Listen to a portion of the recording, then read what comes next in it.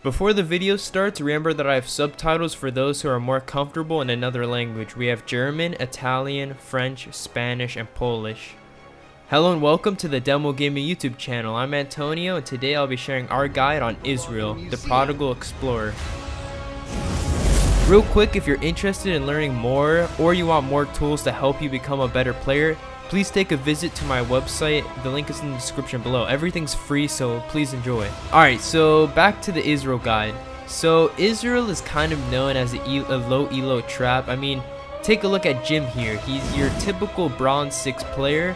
He likes to steal kills, misses every skill shot, and does the least damage in the game while he blames everyone on his team for feeding. But as long as you follow this guide, you should be able to break through your inner Jim and rise above. Since Ezreal is a very popular champion and currently has the highest play rate in Plat and up, you can make sure to show everyone how it's really done. He sounds hard because most of his abilities are skill shots, but I think he's definitely one of the more safer picks, as you have your E, which can help you escape from sticky situations, and sometimes you'll build Iceborne Gauntlet and Borg, which can help you kite back. So let's talk about some examples of how you'll usually build Ezreal. So your starting items would be something like Doran's Blade and a health pot, or if you're going against like a harder matchup, you can also take Doran's Shield and a health pot.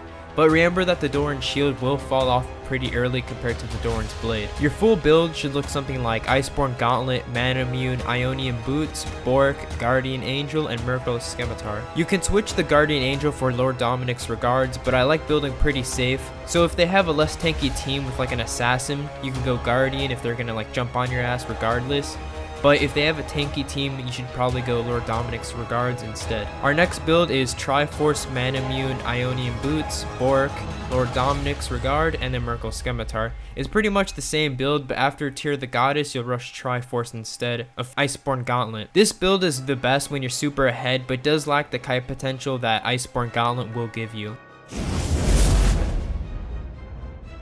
So the next is the runes, and the rune setup you should be taking, and it should be something like Inspiration and Sorcery, going Kleptomancy, Magical Footwear, Biscuit Delivery, Cosmic Insight, Mana Flow Band, and Transcendence. Ezreal only has pretty much one popular rune page, and the difference you'll see is when people change Transcendence to Gathering Storm. And this boils down to pretty much preference. Would you rather have more damage or more CDR? I would say that Transcendence is a little bit better for all around rune builds. It does give you adaptive damage when you have more than the max CDR. So Klepto is great on Ezreal since you'll be poking a lot. Biscuit Delivery is great for sustaining. It also works well with Klepto since you can gain more biscuits. Here's a list of the consumables you can get from Klepto. Magical Footwear is great for saving money. The only problem I sometimes have that's a little bit annoying is I'll have no item slots available because all the crap you get from Klepto. But I mean, it's not too much of a big problem. Cosmic Insight gives you some extra cooldown reduction.